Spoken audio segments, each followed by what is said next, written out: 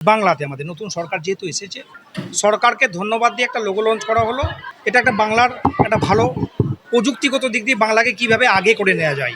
এবং যেহেতু ভারতবর্ষের মধ্যে মাননীয় প্রধানমন্ত্রী দিল্লির মতো জায়গাতে এআই সাবমিট নিয়ে প্রথম এআই সাবমিট ওপেনিং করেছেন এবং সেকেন্ডতম আমাদের বাংলাতে আমরা করতে চলেছি। আমাদের যিনি চিফ গেস্ট ছিলেন, প্রধান অতিথি কার্তিক মহারাজ মহাশয়, সঞ্জয় শাস্ত্রী মহাশয়, আরও অনেকেই ছিলেন।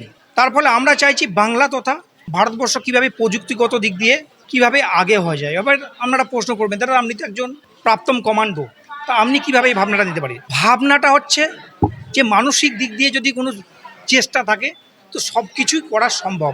অতএব আজকে বাংলার প্রতিটা শিক্ষাক্ষেত্র থেকে আরম্ভ করে হসপিটাল, পুলিশ এবং প্রতিটা জায়গাতে আমরা চাইছি এআই, যেহেতু কম্পিউটার যখন এসেছিল সেই মুহূর্তে দেশ জুড়ে যে একটা প্রভাব ফেলেছিল কম্পিউটারের জগতের সঙ্গে, অতএব আমরা চাইছি এই মুহূর্তে এআই যেহেতু চালু হয়ে গেছে, অতএব আমরা এতটাই বড়োভাবে সরকারের সাহায্য নিয়ে এমনভাবে আমরা করতে চাইছি বাংলাতে, এবং যেভাবে আমরা প্রযুক্তিকে আগে নিতে আগে করতে চাইছি, কারণ আপনাদের সাহায্য এবং সাধারণ মানুষের সাহায্য, তার সঙ্গে সঙ্গে আমাদের বাংলার সরকারের সাহায্য যদি না পাই, বাংলার প্রশাসনের যদি সাহায্য না পাই, একটু হয়তো কঠিন হবে। কিন্তু আমি জানি, আমার বিশ্বাস, দেশ এবং সমাজের জন্য আমরা কাজ করি, দেশ এবং সমাজের জন্য যে কোনো ভালোর জন্যে যে কোনো সরকার আমাদেরকে সাহায্য করবে, আমি যেটুকু জানি। এবং ধরুন আজকে আপনারা বলবেন যে এআইটা এমন একটা জায়গাতে তৈরি করতে চাই বাংলা জুড়ে সব ক্ষেত্রে একটা উন্নতি প্রযুক্তি যে দেশ এবং বাংলা এবং সমাজে আসুক, সেটা আমরা চাই।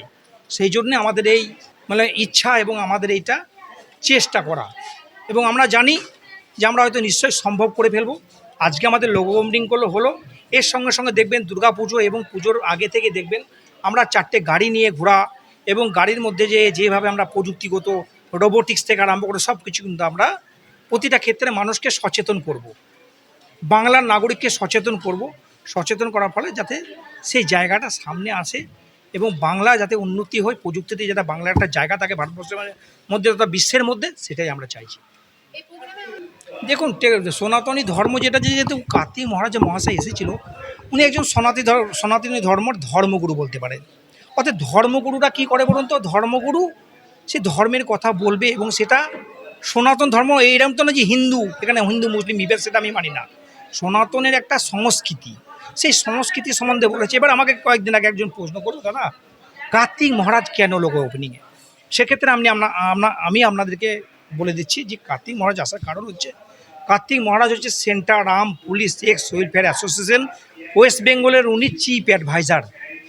কারণ তার মার্গদর্শনে আমরা যারা প্রাইমারি জওয়ান আছি, এক্সম্যান আছি, তারা প্রত্যেকে, এবং কিছু আর্মি এবং পুলিশের জওয়ান আছি, তারা প্রত্যেককে ওনার মার্গদর্শন নিয়ে আমরা চলার চেষ্টা করি। সেই জন্য ওনাকে আমরা লোগো ওপেনিং এবং প্রতিটা ক্ষেত্রে আমরা গুরুদেবের যেমন আশীর্বাদ হয়, মহারাজের সেই আশীর্বাদটা নিয়ে আমরা প্রতিস্থাপন এবং বাংলার বুকে সেই জিনিসটা শুভ সূচনার জন্যে আমরা করতে চলেছি এবং সেটা করতে যাচ্ছি। সেই জন্যই কার্তিক মহারাজ, এবং সনাতনী ব্যাপারটাও বললাম, মহারাজের ব্যাপারটাও বললাম, এবং এআইয়ের ব্যাপার যেটা বললাম, আমি চাই বাংলার উন্নতি, সমাজের উন্নতি, দেশের উন্নতি। এবার সেটার জন্যই আমার কাজ করা, এটাই আমার।